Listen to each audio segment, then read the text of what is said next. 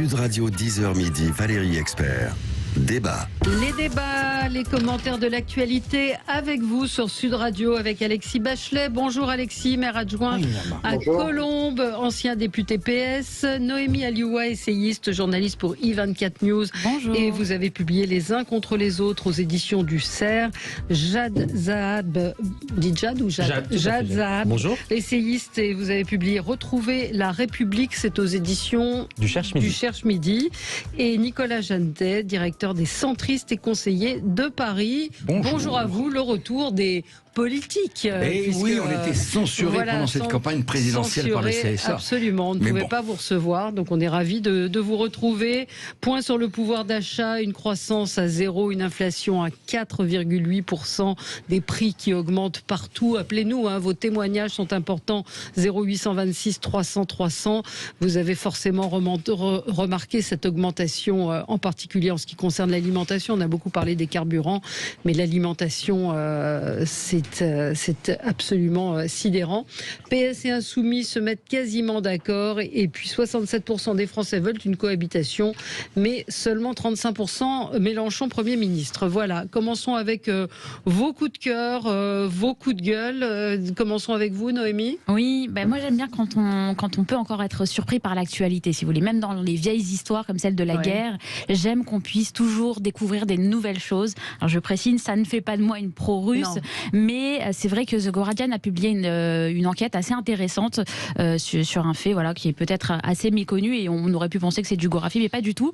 On apprend qu'il y a des dauphins militaires qui sont entraînés par la Russie pour se protéger, et donc The Guardian explique qu'il y a 2 enclos à dauphins qui ont été transférés à la base portuaire de Sébastopol en Crimée, en mer Noire, donc pour pouvoir se protéger. Et ces dauphins, ils sont entraînés, on leur met des caméras, et ils sont là pour protéger et dissuader d'éventuels plongeurs qui chercheraient en sorte à s'en prendre, à saboter les navires russes.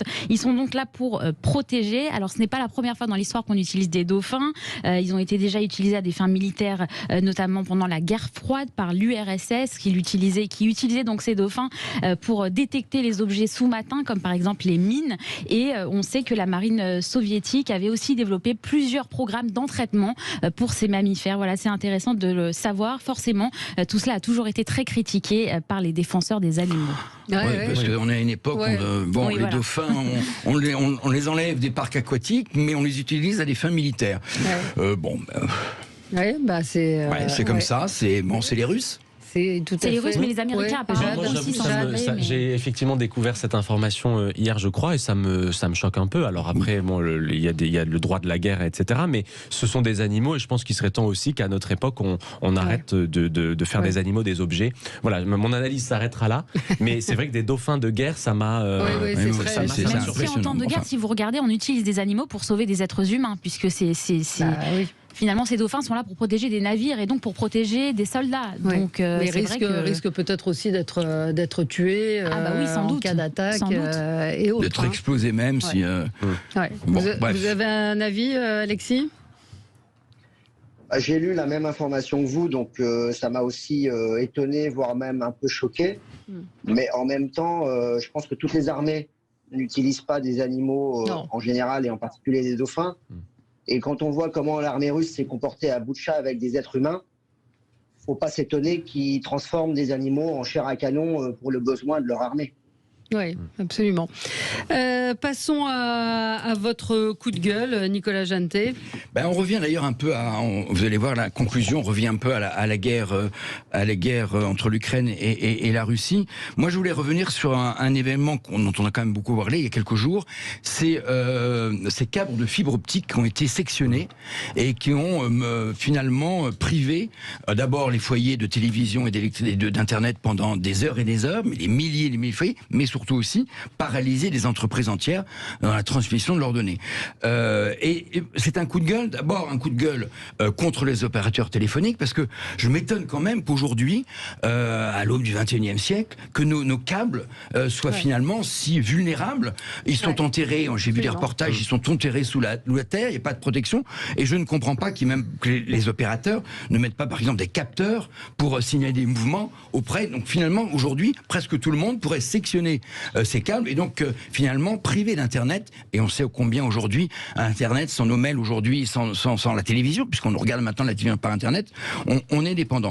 Et d'ailleurs, les spécialistes ont caractérisé cette attaque comme une cyberattaque de la plus grande ampleur en France. Ouais. Ça n'est jamais vu. Et mon coup de gueule va aussi à travers ça, vers l'État, puisque il n'y a pas seulement ces câbles qui traversent la France, mais il y a ces fameux câbles sous-marins qui vont de pays en pays. Aujourd'hui, 99% de nos données bancaires, de nos conversations WhatsApp, Facebook, Google, etc., sont dans ces câbles sous-marins, et d'ailleurs donc qui sont construits. Le leader est d'ailleurs une entreprise française qui est basée à Calais, que j'ai visité d'ailleurs il y a quelques temps. Et ces câbles aujourd'hui, il y a des millions et des millions de câbles qui traversent aujourd'hui les océans pour relier les pays et donc finalement nous permettre une communication. Et ils sont utilisés, et là je vais revenir bien sûr à ce qu'on disait précédemment. Par exemple, en 2014, la Russie avait sectionné ces câbles lors de l'invasion en Ukraine. On se souvient que la CIA avait envoyé un navire pour capter ces câbles et enregistrer les conversations de Angela Merkel entre 2012 et 2014. Et il n'y a pas si longtemps, un navire russe avait été détecté pas au-dessus de la Normandie, et on le soupçonnait là aussi d'essayer de enregistrer ces câbles, ou en tout cas de prendre des informations. Donc je dirais qu'aujourd'hui, alors le problème c'est que ces câbles sont privés. En fait, c'est Google, c'est China Telecom qui se payent ces câbles qui sont tous assemblés dans ces gros câbles, ces fils optiques, et qu'aujourd'hui, l'État ne peut pas aujourd'hui les sécuriser. Et je crois qu'aujourd'hui, à un moment où la guerre revient, on en parle de plus en plus, je pense que l'État aujourd'hui devrait reprendre la main sur cette sécurisation de ces câbles. Voilà. Il paraît qu'Oberton en parlait dans un de ses livres de ces attaques possibles de coupures d'Internet qui sont relativement faciles. On l'a vu. Hein. C'est la preuve. La preuve, c'est ce qu'on a pu voir. Alexis Bachelet, coup de gueule. Oui, parce qu'on en a un petit peu parlé, mais pas tant que ça, et puis ça passe vite dans le fil de l'actualité, c'est la forte canicule en Inde. Vous avez raison. Et les 50 degrés atteints dans certaines régions du sous-continent indien, qui sont finalement peut-être les prémices de ce que tout le monde évoque autour de la question du réchauffement et du dérèglement climatique. Simplement, on sait que les pays qui seront touchés en premier, c'est les pays qui seront plus au sud, ce qui est le cas du sous-continent indien, mais on pourrait aussi citer l'Afrique et d'autres parties du monde. Et au final, je trouve que c'est passé assez inaperçu, mais c'est un peu comme pendant la campagne présidentielle, où on avait une petite musique sur le climat, mais rien de vraiment très substantiel.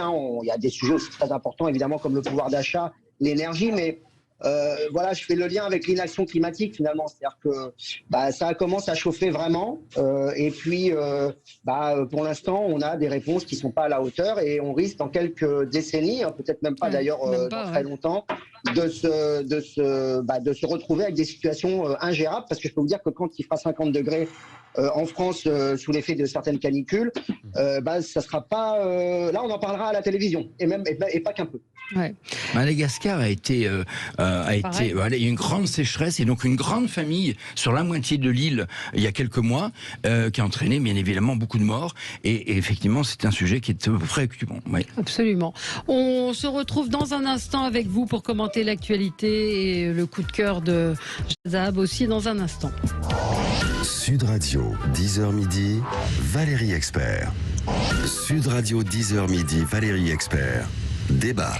Les débats avec vous sur Sud Radio, avec Alexis Bachelet, maire adjoint à Colombes, ancien député PS, Noémie Alioua, essayiste et journaliste, pas encore directrice de I24 News. Rédactrice en chef. Rédactrice en chef sur I24 News, et votre livre Les uns contre les autres, qui traite de ce qui se passe à Sarcelles, est paru aux éditions du Cerf. Jadzab, essayiste, vous avez publié Retrouver la République, c'est aux éditions du Cherche Midi, et Nicolas Jeantet, directeur des Centristes et conseiller de Paris. Le PS et les Insoumis, un mariage quasiment conclu. Point sur le retour, sur le pouvoir d'achat, et puis sur cette cohabitation souhaitée par les Français. Puis on parlera évidemment des chiffres du chômage avec vous, Jahad Zahad. C'était votre coup de cœur. Oui, c'est un coup de cœur parce que moi j'ai en souvenir cette phrase de François Hollande qui avait dit je me représenterai si je réussis à inverser la courbe du chômage. On sait ce qui s'est passé, il n'a pas pu le faire et hier ont été publiés les chiffres du chômage pour ce premier trimestre 2022 et la catégorie A, c'est-à-dire les personnes sans activité, ça baisse encore par rapport au trimestre précédent, moins 5% selon les chiffres publiés hier. Alors moi je l'interprète de cette manière, mais on pourra en débattre évidemment. Je crois que c'est un chiffre encourageant qui montre le volontarisme et la réussite d'une certaine manière de la politique économique qui a été menée ces derniers temps. Il y a eu une réforme de l'apprentissage, de la formation continue, c'est-à-dire tout au long de la vie. Et ce qui m'intéresse aussi, c'est notamment la question du chômage chez les jeunes. Chez les moins de 25 ans, c'est encore moins 10,8% en France métropolitaine, ce qui fait moins 25% en un an. Alors, est-ce que pour autant, ça veut dire que tout va bien et qu'il faut se satisfaire? Non, il y a des enjeux et vous en parliez, on en débattra tout à l'heure. La question des travailleurs précaires, parce que s'il y a des gens, si les gens ont un emploi, il y a beaucoup de travailleurs précaires. La question du chômage, femmes en particulier, notamment, la question du chômage des seniors, la question de la réinsertion, parce qu'aujourd'hui, on ne fait plus une seule carrière, mais dans la même vie, on change souvent d'emploi, ce qui me permet de parler un peu de politique budgétaire de manière générale. On va en discuter aussi.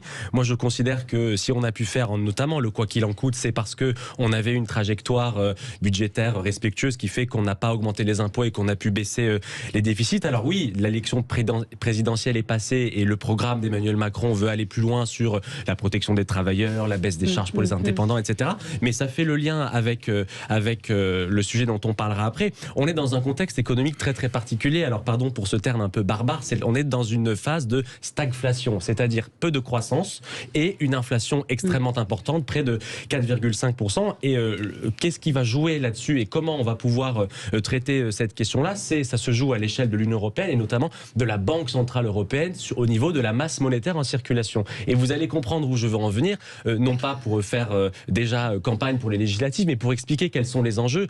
Dans cette phase de stagflation, il va falloir une politique coordonnée au niveau des 27 et donc on a besoin, il me semble, mais le débat est évidemment ouvert, d'une politique économique qui soit intégrée à l'échelle de l'Union européenne avec la fameuse BCE, la Banque centrale européenne, et c'est très rare que je le fasse, mais maintenant je le fais. Je suis venu avec le programme de Jean-Luc Mélenchon que j'ai redécouvert et j'ai trouvé des choses dedans. J'ai trouvé qu'on l'a beaucoup épargné au moment de la présidentielle et je redécouvre qu'en fait il dit des choses très semblables à Marine Le Pen et notamment Marine Le Pen, on sait qu'elle veut mettre fin, elle veut mettre fin à la libre circulation des biens et des personnes, à la primauté du droit communautaire, donc c'est un Frexit qui ne dit pas son nom. Mais Jean-Luc Mélenchon, et je cite parce que je sais que je vais me faire attaquer sur les réseaux sociaux, parlez-moi vite déjà page 136 et 134 de son programme pour ceux qui veulent aller vérifier. Jean-Luc Mélenchon, il veut revenir sur la libre circulation des capitaux, il veut réaffirmer la supériorité de principe de la Constitution sur le droit européen, c'est en fait un Frexit de la même manière que Marine Le Pen, et puis il veut, dans ce contexte économique, récupérer la souveraineté budgétaire de la France et modifier le statut de la BCE. Est-ce que dans un contexte comme le nôtre, où je viens d'expliquer quels sont les enjeux, on veut une politique ou un Premier ministre, puisqu'il demande aux gens de l'élire, qui voudrait désorganiser notre système? Je ne le crois pas. On a besoin d'une politique européenne qui nous, un peu comme Nicolas Sarkozy pendant la crise de 2007, et je crois qu'Emmanuel Macron, pour cette raison-là, je ne fais pas campagne pour lui, mais les Françaises et les Français doivent comprendre que s'ils choisissent des candidats qui veulent un Frexit qui ne dit pas son nom, en réalité ça sera compliqué, notamment pour le pouvoir d'achat. Moi je suis un peu sceptique là, sur votre analyse sur le chômage. Pour moi c'est un peu des chiffres en trompe-l'œil. Je suis content qu'il y ait... Voilà. Mais dedans, il faut en parler qu'il y a tous les exclus de Pôle emploi. Il y a une vraie réforme, que j'approuve d'ailleurs, il y a une vraie réforme qu'a fait Macron, qu'on soutient d'ailleurs, mais qui a exclu un certain nombre de Pôle emploi, et donc ça fait baisser, bien évidemment, le nombre des inscrits. Deuxièmement, vous l'avez dit, il y a une réforme de l'apprentissage, qui n'est pas parfaite d'ailleurs, puisqu'elle a entraîné une centralisation de l'apprentissage, avec d'ailleurs France Compétences, qui est toujours endetté à plus de 5 milliards de dettes. Et donc forcément on a il y a de l'apprentissage à tout va, et donc ça a aussi baissé, bien évidemment, le nombre de demandeurs d'emploi. Et puis troisièmement, il y a eu beaucoup pendant le Covid des gens qui sont désinscrits du chômage, notamment pour créer des auto-entreprises, des entreprises. Il y a eu plus d'1 million d'entreprises créées, mais parmi elles, il y a effectivement beaucoup d'auto-entrepreneurs. Donc c'est attention à ces chiffres, ils sont un peu en trompe-l'œil. Je souhaite effectivement que ça continue, mais relativisons un tout petit peu, et avec en plus les chiffres d'inflation et les chiffres de la non-croissance qui sont annoncés, je suis un peu inquiet quand même sur ces résultats. Oui, effectivement, on peut relativiser, vous l'avez dit en quelques mots, mais c'est vrai que par exemple, il y avait Thomas Piketty ce matin sur la radio publique et qui expliquait, lui, que effectivement, il fallait bien dissocier chômage et précarité. Et que, notamment, il donne l'exemple d'une personne qui travaille, de beaucoup de personnes qui ont travaillé 1 heure par semaine la semaine dernière et qui n'entrent pas dans ces chiffres du chômage et qui pourtant ne peuvent pas s'en sortir. Donc c'est vrai qu'il faut se réjouir de la baisse du chômage, mais il faut malgré tout relativiser un peu. Là, on parle de la catégorie A. La catégorie A, c'est les personnes qui sont sans aucune activité, mais en effet, quelqu'un qui travaille 2 heures est dans la catégorie B, par exemple, et c'est vrai que là-bas, ça ne baisse pas autant. Et donc voilà, moi, la tendance me semble aller dans le bon sens, mais évidemment, je souscris à ce que vous venez de rajouter. Alexis Bachelet. Non, mais je vais aller dans le sens de ce qui a été dit. Je pense que parler uniquement de catégories et de grands ensembles macro et de la croissance qui génèrent de l'emploi, et après, c'est effectivement, on sait très bien que dans notre pays, ce qui pose problème, il y a 2 types de problèmes. Il y a effectivement la précarité dans l'emploi, le niveau des salaires aussi. Bien sûr. C'est très bien que ça fait quand même certain nombre d'années que le salaire minimal n'a pas augmenté, que en ce moment, l'inflation redémarre, donc on voit bien qu'il y a aussi un écart. C'est pas parce qu'on a retrouvé un emploi qu'on n'a pas du mal à boucler ses fins de mois. Et je crois à trop s'enfermer dans ces grilles de lecture un petit peu macro et techno, on perd en fait le contact avec la réalité des gens, et avec le fait aussi que c'est pas la même chose de chercher du travail dans une grande métropole et dans une petite ville moyenne, loin des métropoles. On voit bien la montée du vote Rassemblement national dès qu'on s'éloigne des centres. Et donc, ce que le gouvernement devrait prendre en compte, c'est effectivement, c'est pas simplement être dans la logique de flexibiliser pour faciliter la reprise du travail, mais c'est aussi de faciliter la création, de lutter contre la précarité, de remonter les salaires, et aussi de regarder comment on peut créer des activités dans des secteurs où bien les gens n'ont pas la possibilité d'avoir accès à ces emplois. Voilà. On va parler évidemment toujours du pouvoir d'achat dans un instant. Moi, je voulais vous faire écouter ce son. Ce véhicule de police est obligé de reculer face aux tirs de mortier d'artifice. Dans la nuit de lundi à mardi, dans le quartier de la Goutte d'Or à Paris, des affrontements ont opposé une bande de jeunes aux forces de l'ordre. Les fusées tirées... Voilà, donc du mortier en plein Paris, ça existe partout. Ça existe à Marseille, et ça même existe dans le 15e, on a beaucoup de tirs de mortier. On fait souvent des saisies dans des caves de mortier. Ça s'achète. Alors, ça a été interdit à la vente. Oui, mais on avait vu les déclarations de Gérald Darmanin il y a quelques mois. Et aujourd'hui, on se fait livrer un mortier en 5 minutes par Internet.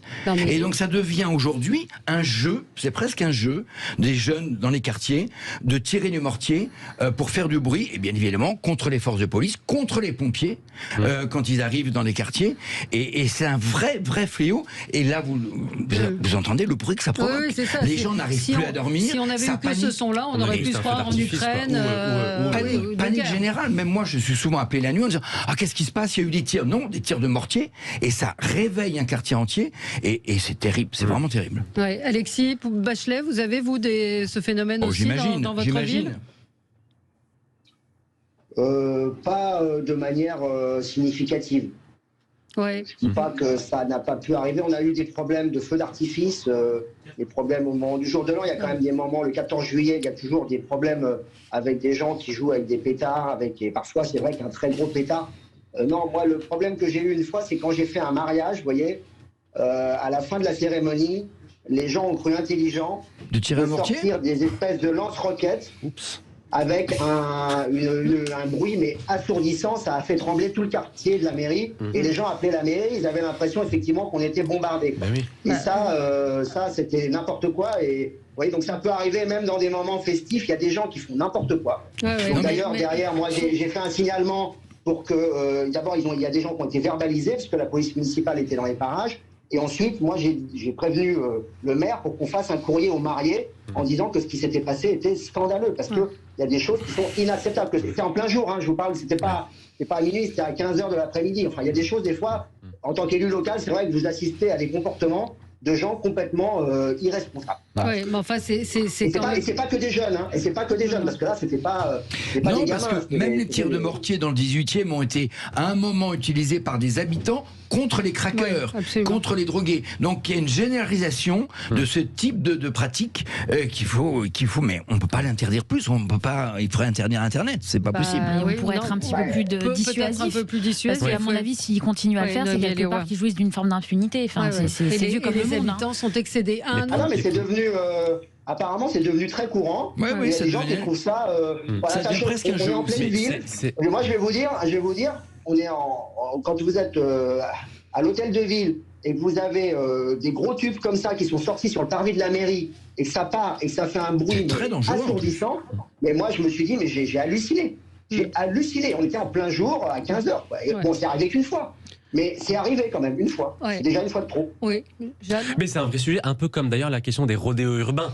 C'est une problématique, souvent c'est des véhicules qui sont volés, c'est compliqué pour les forces de police de faire le traçage, de faire une saisie administrative en l'occurrence des motos qui servent à faire ce dérangement public. Et donc c'est vrai qu'il faut redire le soutien évidemment aussi à tous les membres des forces de l'ordre. Il y a eu aussi à Paris un drame dimanche soir, et un policier qui a été mis en examen. Alors il est encore évidemment pour le moment présumé innocent, mais nos forces de police sont avec un homicide volontaire, mise en examen. Bien sûr, mais pour le moment la justice n'a pas encore tranché, donc il est à ce stade encore présumé innocent. Mais donc c'est un autre sujet, mais donc tout ça pour dire que la question des forces de police est une véritable problématique, et ça pose la question aussi de la tranquillité publique dans notre pays. Est-ce que les gens veulent encore, pardon pour ce terme qui est devenu très galvaudé, mais auquel moi je crois, vivre ensemble? Vous parliez de dérangement, de fait que parfois ce sont des habitants qui luttent contre le crack. Avec des gens qui vous font souffrir, qui lancent des mortiers pendant la nuit, qui font des rodéos. Mais un ami qui habite à Suresnes, dans un HLM, me racontait qu'il y a 3 familles qui foutent le bordel, il n'y a pas d'autre mot, dans leur immeuble,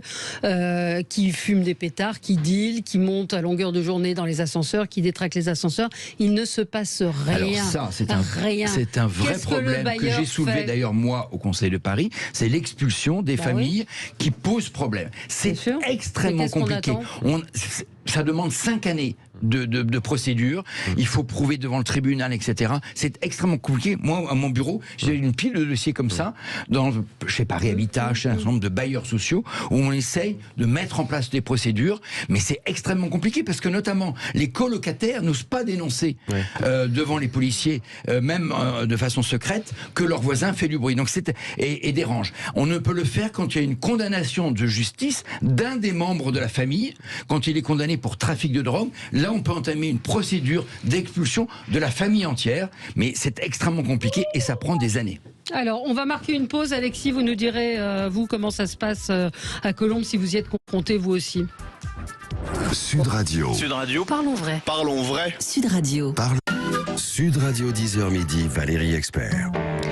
Nous parlions de ces tirs de mortier au cœur de Paris, mais aussi à Perpignan, me dit Xavier. Je pense que ça concerne toutes les villes de France. Qu'est-ce qu'on fait dans une commune quand il y a des gens connus dans de l'habitat urbain, dans de l'habitat social, qui se comportent de la sorte? Est-ce qu'on peut les expulser, ou vous racontez, Alexis Bachelet, la même chose que Nicolas Jeantet? Il y a déjà eu en France plusieurs décisions de bailleurs sociaux qui ont été contraints effectivement de procéder à des expulsions par rapport à des familles indélicates. Ça ne concerne d'ailleurs pas que le trafic de drogue. Si vous avez un voisin qui vous insulte tous les jours, qui vous menace, qui balance ses poubelles par la fenêtre, il y a des gens qui ont des comportements inciviques et qui commettent des incivilités qui, à un moment donné... Alors le problème, c'est qu'il faut les identifier, parce qu'évidemment, vous doutez bien que les gens vont pas se dénoncer eux-mêmes, et que des voisins qui sont parfois soumis à des pressions, à des menaces, ont du mal aussi à faire des plaintes et donc voilà, il faut constituer des preuves. On ne peut pas expulser. Ça vaut pour toutes les décisions. C'est une décision judiciaire, une expulsion. Exactement. On ne peut pas comme ça en claquant des doigts. Donc il ne faut pas non plus dire que c'est facile, c'est compliqué, mais dans certains cas, quand on a vraiment la possibilité qu'il y a des atteintes graves, il y a des règlements quand vous êtes locataire, hein, vous avez un règlement à respecter. Hein.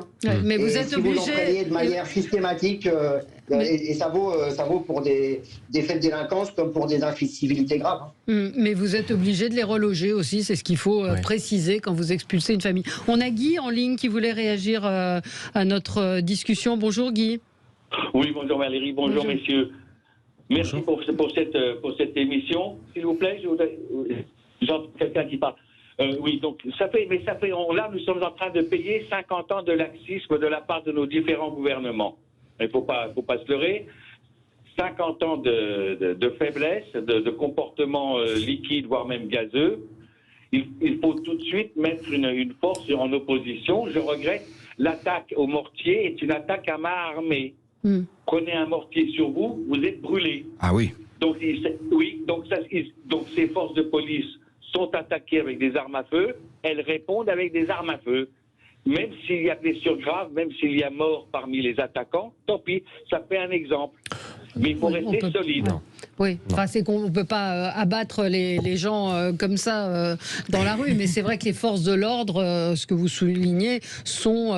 et j'ai entendu le témoignage d'un policier qui racontait à la BAC de Marseille, qui maintenant ils empilent des caddies de supermarchés qui leur balancent par la fenêtre sur les voitures et sur les policiers. Donc c'est sur le travail des... sur les pompiers. Et sur les pompiers. Mais oui, surtout les représentants finalement de l'État, de l'ordre public. Mais dans le fameux texte de lutte contre les séparatismes, je crois que c'était dans ce texte-là, ou alors pour sécurité globale, on a caractérisé cette infraction en disant quand on vise un policier ou un pompier, c'est un délit, c'est une circonstance aggravante. Sauf qu'après, effectivement, la réponse pénale ne va pas vite, n'est pas à la hauteur, et donc ça traîne, ça traîne. Mais moi, je suis pas d'accord. Je suis d'accord avec vous sur le constat, monsieur. Je ne sais pas s'il nous entend toujours, s'il est toujours là. Mais on ne peut pas, par exemple, partir du principe qu'il y aurait une présomption de légitime défense automatique pour les forces de l'ordre. Moi, je ne le crois pas. Je ne crois pas que c'est une bonne chose. Mais sur le constat, il faut plus de moyens pour la justice, c'est sûr. Ça a été fait et ça sera amplifié. Il faut plus de forces de police, ça a été fait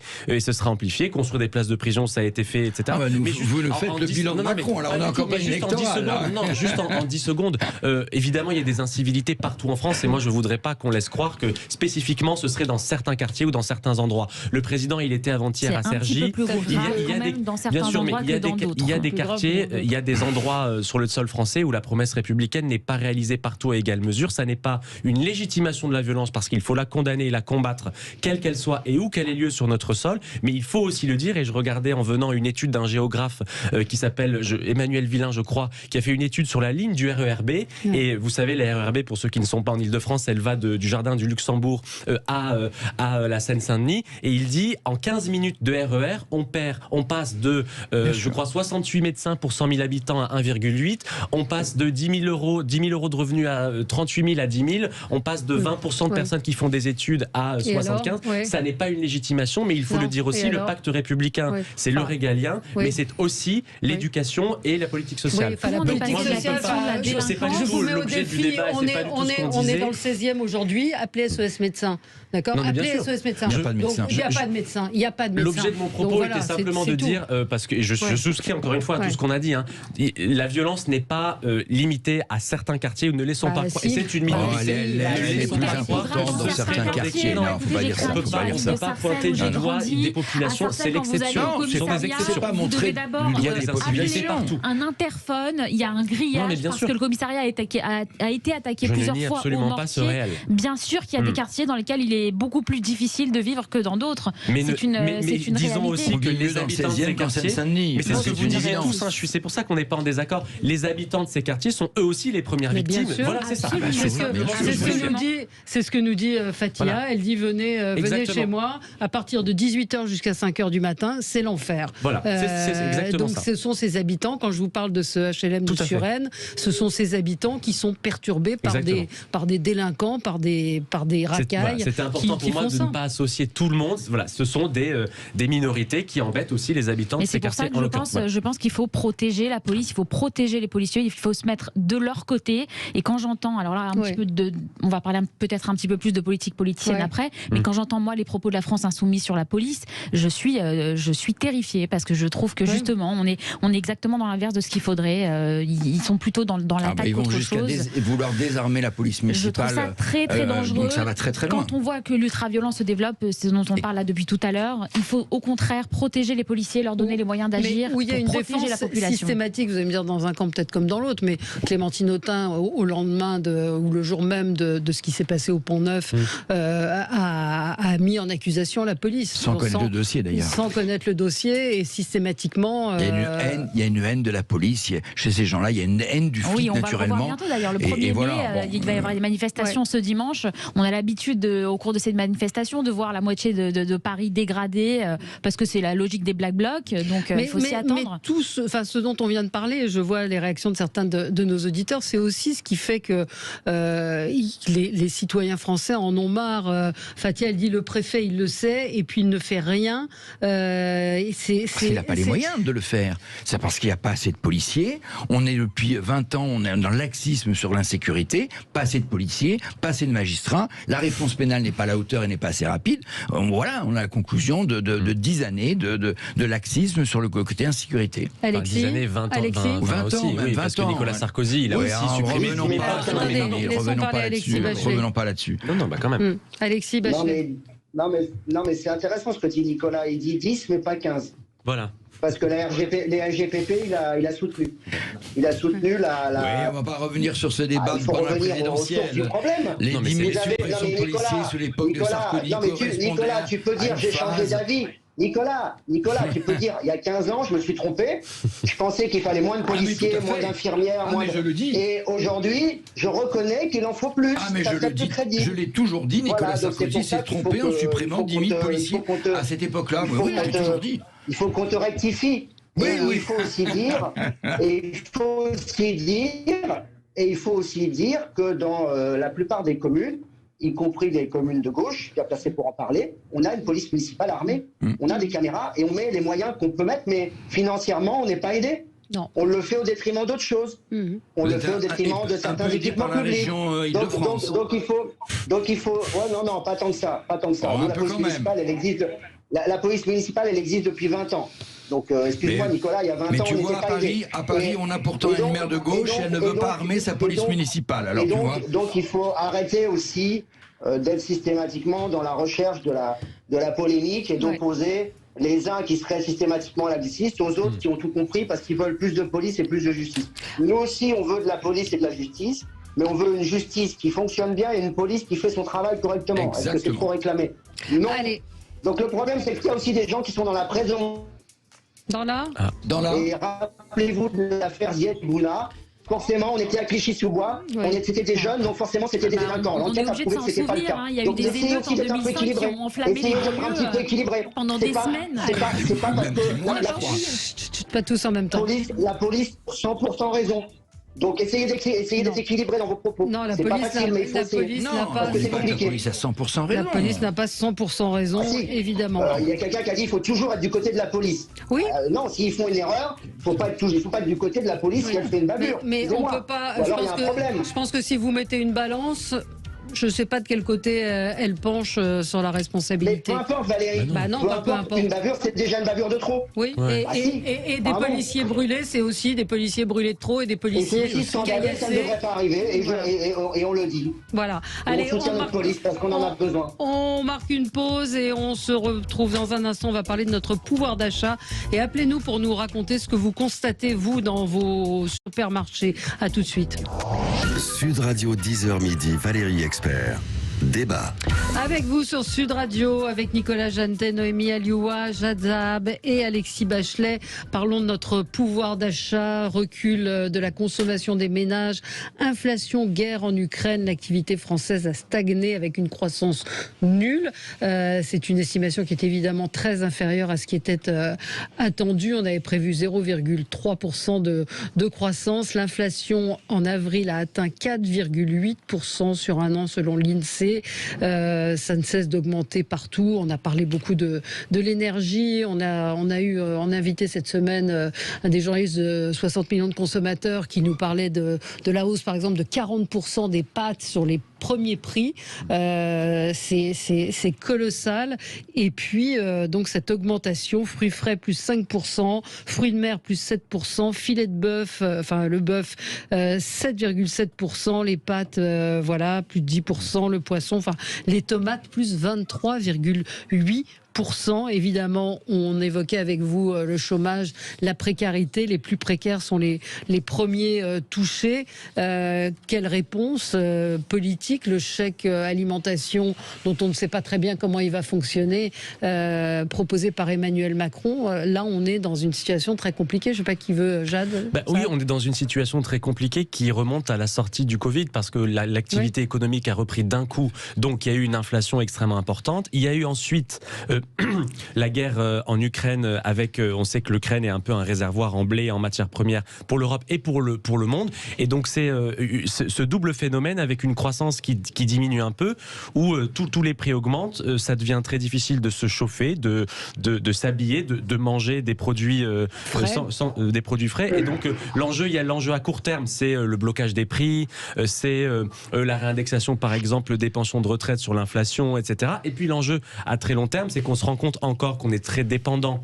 de l'étranger sur les importations. Ça a été un peu abordé pendant la présidentielle, la question de notre souveraineté alimentaire, notre indépendance stratégique sur la production. Donc à court terme, il y a le fameux bouclier, je crois, sur le gaz, l'électricité et le pétrole qui est en place et qui, je crois, a évité, alors évidemment c'est pas parfait, qui a évité une augmentation qui aurait été de 150%, même si ça augmente encore, ça fonctionne, et donc ça pose cette question à très court terme et à plus long terme sur comment on change de modèle en fait. Alors ça peut sembler éloigné, mais ce genre de choses peut arriver très vite. Et puis sur la question européenne, parce que c'est un petit peu technique, mais la politique économique de relance ne fonctionne pas dans une période où l'inflation est très élevée, où il n'y a pas de croissance. Donc c'est la Banque Centrale Européenne qui va devoir jouer sur la quantité de monnaie en circulation, et donc il faut une Union Européenne qui soit forte. Je refais le lien avec ce que je disais, il ne nous faut pas aujourd'hui au pouvoir des gens qui veulent sortir de l'Union Européenne ou qui veulent sortir de la Banque Centrale Européenne. Et donc, c'est la raison pour laquelle je suis, moi, mais ce sera le seul moment militant, content que nous ayons élu Emmanuel Macron, alors pour 50 000 raisons, certains ont voté contre, etc., mais qu'il soit aujourd'hui à la tête de l'État, parce qu'il va falloir une politique budgétaire et une politique monétaire coordonnée européenne. Ça va être compliqué pour lui qui a misé sur son programme économique, tout sur la croissance, il prévoyait 50 milliards d'économies, justement en misant sur la croissance. Donc la dette, elle va augmenter. Non, mais il y a trois raisons, il l'a dit à juste titre. D'abord, la guerre en Ukraine.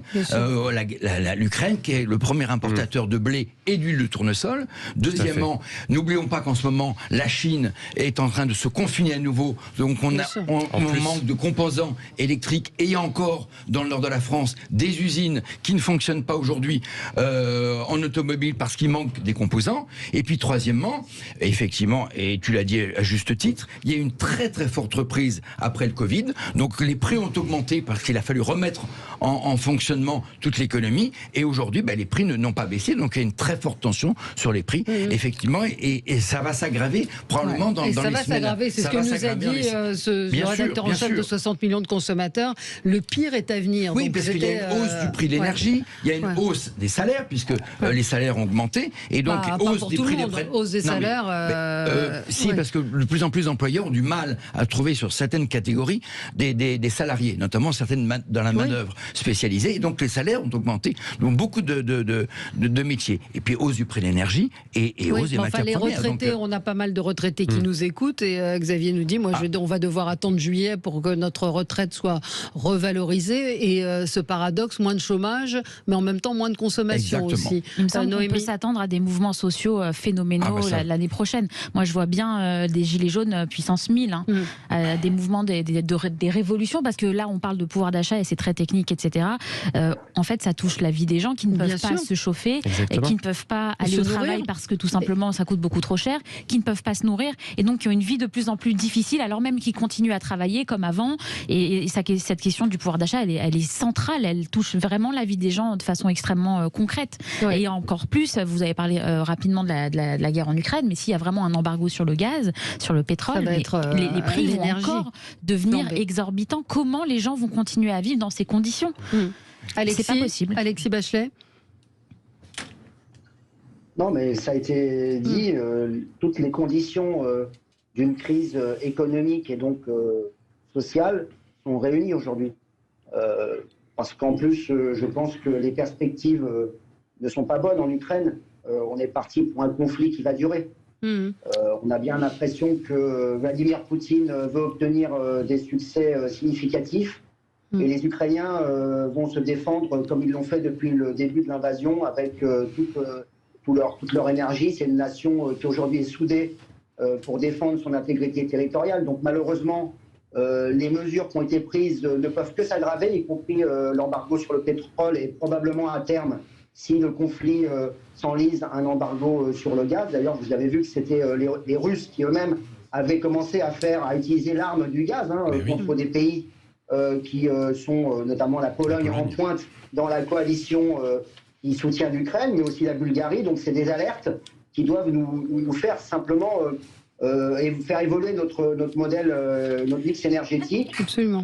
On le sait, on savait qu'on était trop dépendant du gaz russe. Malheureusement, le conflit en Ukraine nous le confirme. Encore moins que l'Allemagne. Ça va évoluer, et beaucoup moins que l'Allemagne, mais ça va évoluer de façon significative dans les prochaines années. Mais c'est des années, c'est des investissements. Ça ne va pas se faire du jour au lendemain. Et puis, effectivement, ça a été dit, ce qui se passe en Chine est préoccupant aussi. Bien sûr. On voit Shanghai reconfiné. Donc, on sait aussi que la Chine, c'est un des moteurs de l'économie mondiale. Donc, on a vu l'impact que ça a eu sur le prix des matières premières, l'approvisionnement en certaines composantes, etc. Donc, les deux cumulés, dans la même période, ça va avoir un impact. Et donc, il faut s'y préparer. Je pense que le gouvernement a déjà pris un certain nombre de décisions, le bouclier énergie, mais faut pas raconter, faut dire la vérité. Il faut expliquer la situation aux gens, il faut faire de la pédagogie, il ne faut pas leur sortir des grandes données macro, il faut leur dire il va y avoir peut-être des mois difficiles, il faut s'y préparer. Oui, mais c'est ça, de la pédagogie, oui, sauf que dans votre assiette, vous mettez quoi? On a deux auditeurs, on a Sonia en ligne qui nous appelle de Cachan. Bonjour Sonia. Tous les mêmes problèmes. Bonjour. Bonjour, qu'est-ce que vous vouliez nous dire? Eh bien, écoutez, ce que je voulais vous dire, c'est que... Attendez, il faut que je me gare. Ça c'est important, oui. Faut pas conduire, faut pas téléphoner au volant. Voilà. Alors, vous êtes prête? Alors, elle se gare. Vous êtes prête? Voilà, je suis prête. Alors, attendez, je Il n'y a pas un policier pas loin, faites attention quand même de ne pas avoir une amende. Oui. Non, c'est bon. Donc, moi, sinon, vous l'envoyez à Valérie. Pécresse.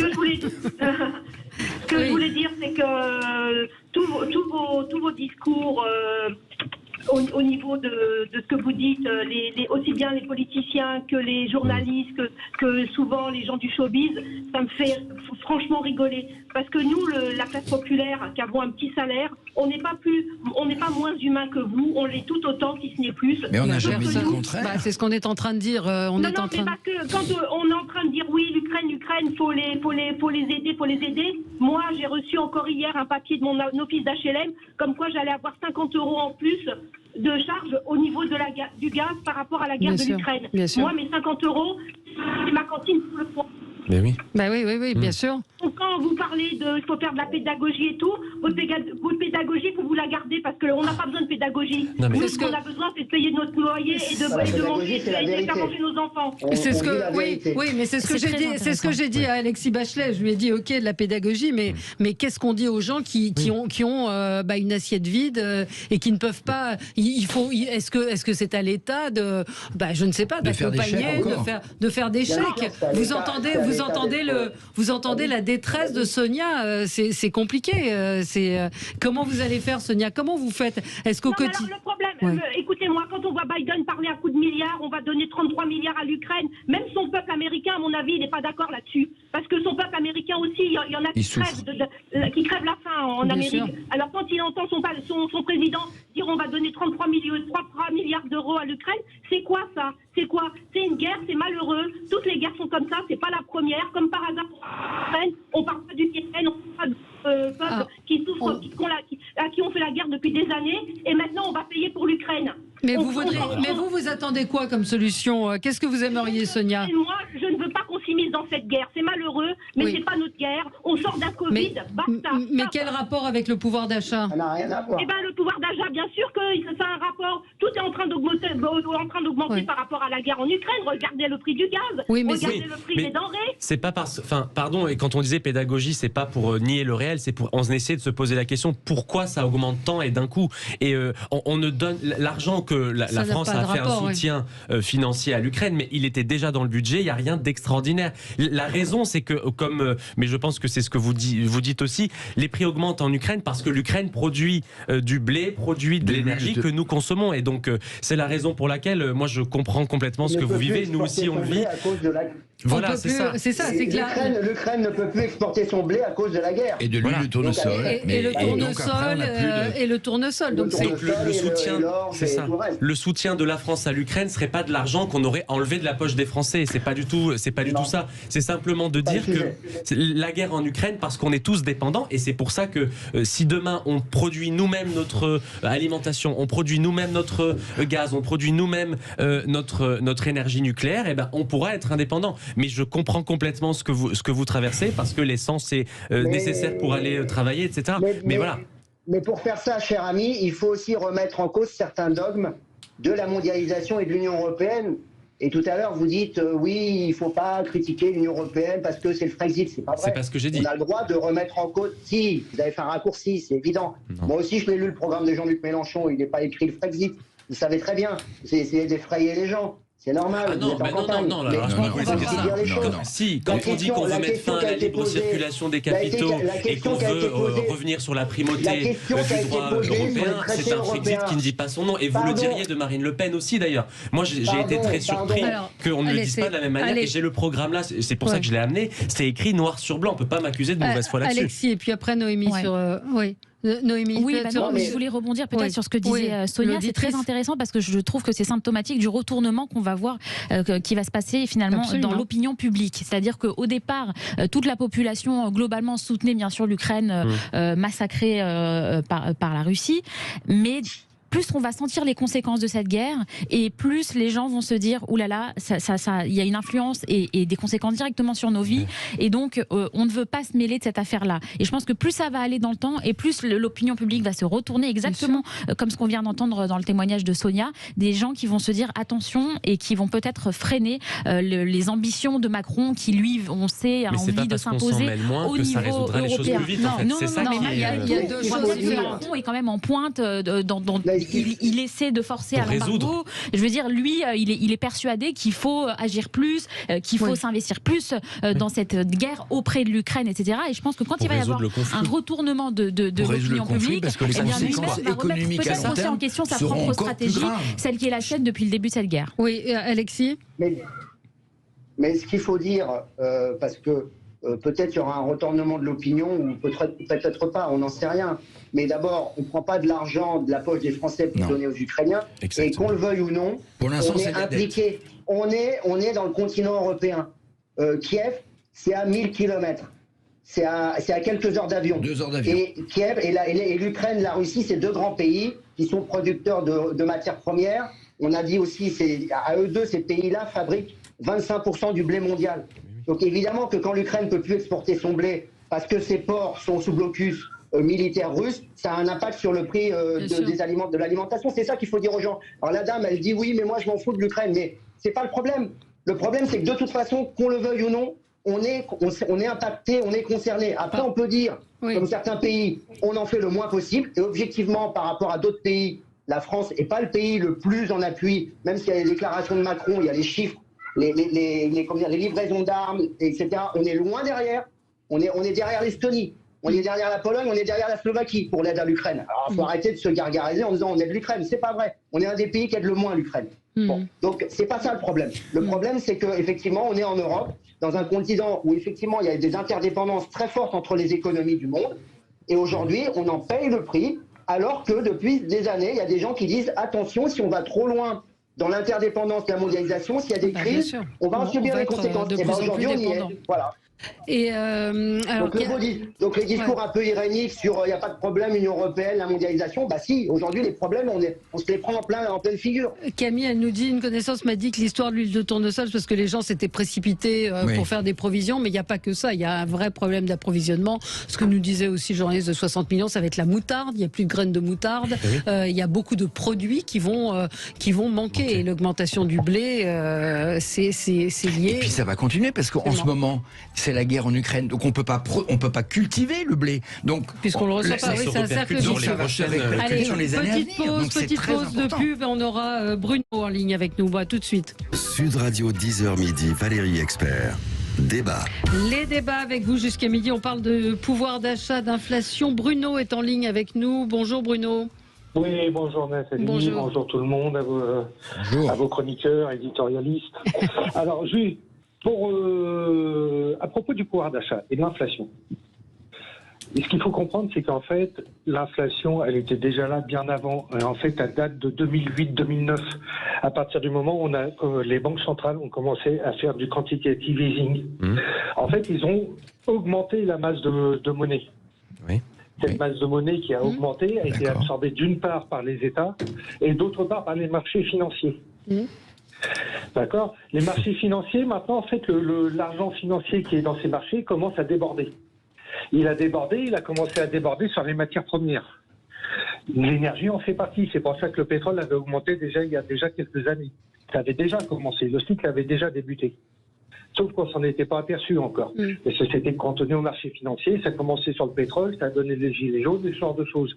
Mais maintenant, l'argent, il a tellement débordé que maintenant, il arrive sur les matières premières d'usage quotidien, si vous voulez, sur le vrai réel. Donc, ce qui fait que, en fait, maintenant, les pâtes ont pris dans une ancienne, la couleur de l'enseigne, c'est bleu et jaune. Les pâtes ont pris 100% déjà. Ouais. Le paquet de pâtes, le 500 grammes, il était à 68 centimes il y a l'année en fin de confinement, et maintenant il est à 1,20 presque 48 maintenant. Ouais. Les 500 grammes. Ouais. Et tout ça, ça débordait, tout ce pognon. Il faut pas considérer que la monnaie, actuellement, la monnaie est considérée comme une matière première, à l'instar d'une matière première, si vous voulez. Et plus il y a de monnaie, plus cette valeur diminue. Ouais. Oui. Ouais. Oui, donc, si on est de pognon, puis on est obligé de mettre de pognon pour acheter la même quantité de choses. Parce que la valeur faciale de la monnaie, si vous voulez, quelque part, elle diminue.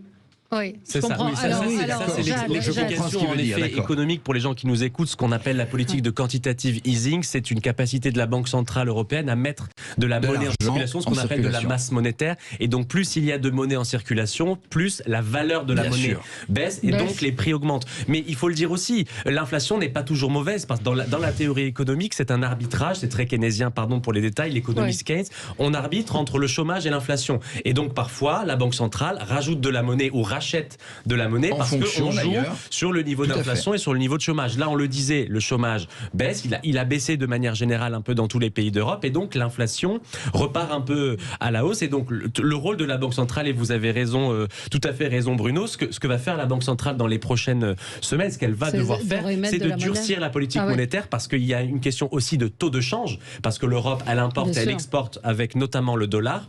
Et donc, cette politique va devoir être menée au niveau européen, on rappelle, la Banque centrale, il y a un gouverneur de la Banque centrale et 28, il y a un président, pardon, de la Banque centrale et 28 gouverneurs, 27 maintenant, un pour chaque pays. Et donc, il va falloir une politique qui soit coordonnée du point de vue budgétaire, c'est-à-dire les dépenses et les fameuses règles des 3%, etc., et du point de vue monétaire, parce que c'est vrai, depuis qu'on est entré dans l'euro, la France ne peut pas elle-même directement injecter de l'argent. Mais ce que vous dites est très vrai, ça se joue sur le marché de la monnaie, mais ça a des conséquences très directes sur le prix des pâtes, les prix du blé, etc. David nous dit, je suis agriculteur, l'Europe nous empêche de produire depuis au moins 30 ans pour acheter des céréales à l'Ukraine. Et une auditrice me dit qu'on n'a pas compris l'appel de Sonia tout à l'heure, qui disait que l'augmentation des 50 €, c'était pour l'Ukraine. C'est pas pour l'Ukraine, les 50 €. Non, c'était 50 €, c'était son loyer. C'était son loyer qui avait augmenté. Qui augmente à cause du gaz. C'est ça. Il faut se méfier aussi, parce qu'il il faut bien comprendre. C'est pas, on vous demande pas de payer pour l'Ukraine. C'est pas vous qui payez. Enfin, c'est nous qui payons à partir du moment où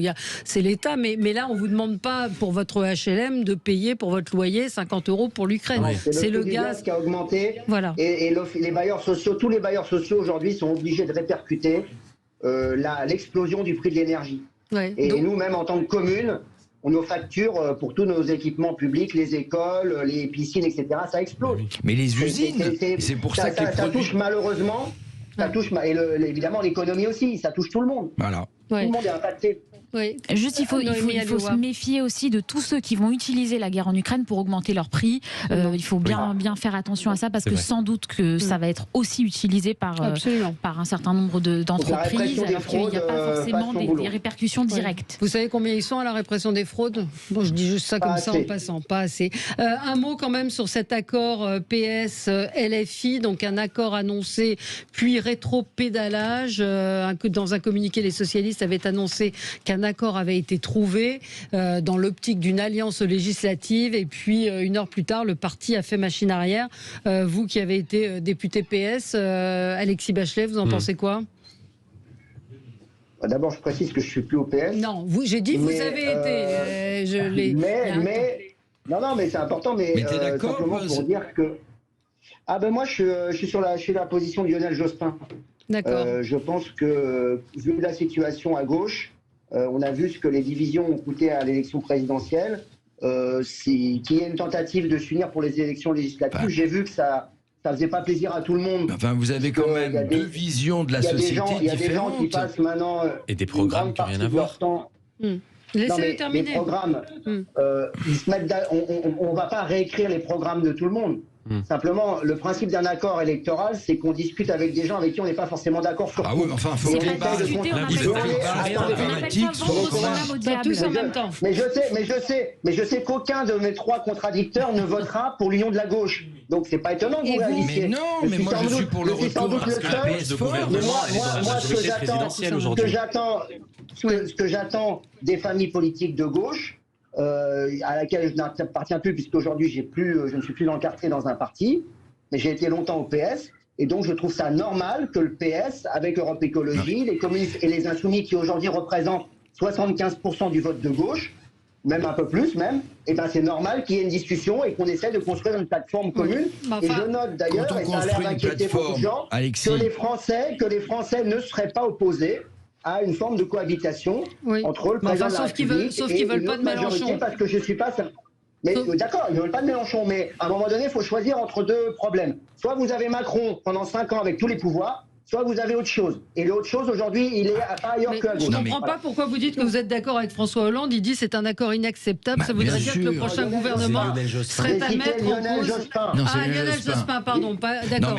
Alexis, il y a quand même des désaccords profonds. Quand on fait une base programmatique, il faut quand même que les bases soient communes. Quand on prend l'Europe, la France insoumise appelle à la désobéissance à des traités, alors que le Parti socialiste est complètement pour l'Europe. Je prends le nucléaire. La France insoumise veut la sortie totale du nucléaire, alors que le PS veut continuer en tout cas un mix énergétique. Enfin, il y a même sur la retraite, il y en a un qui pour 60 ans, l'autre pour 62 ans. Enfin, sur les insoumis, on appelle ça vendre son âme au diable. Voilà, tout simplement. Pour un plat de lentilles. Oui, non, mais pour qui votent les gens? Moi, j'allais vous appeler monsieur le député. Non, monsieur l'ancien député. Si les gens veulent voter pour cette coalition, ils en ont droit, mais ils ont en revanche le droit aussi de savoir pour qui ils votent. Est-ce qu'ils votent pour la sortie de l'Europe ou pas? Est-ce qu'ils votent pour le nucléaire ou pas? Est-ce qu'ils votent pour l'abrogation de la loi El Khomri? J'ai vu que c'était dans le programme de la France Insoumise. Enfin, au bout d'un moment, les places à l'Assemblée ne justifient pas de sacrifier des idées pour lesquelles on s'est battu. Et moi, je dis très clairement aux électeurs de gauche aujourd'hui, la gauche de gouvernement, elle est dans la majorité présidentielle. Elle n'est pas dans les partis qui se battent et qui ont réussi à dépasser les extrêmes. C'est mon avis, bien sûr. On ne vous mettra pas d'accord. On aura l'occasion. C'est les électeurs qui vont décider à la fin. Absolument, comme toujours. Merci à tous les quatre. Dans un instant, André Berkoff. Très bon week-end sur Sud Radio. Sud Radio. Sud Radio. Parlons vrai.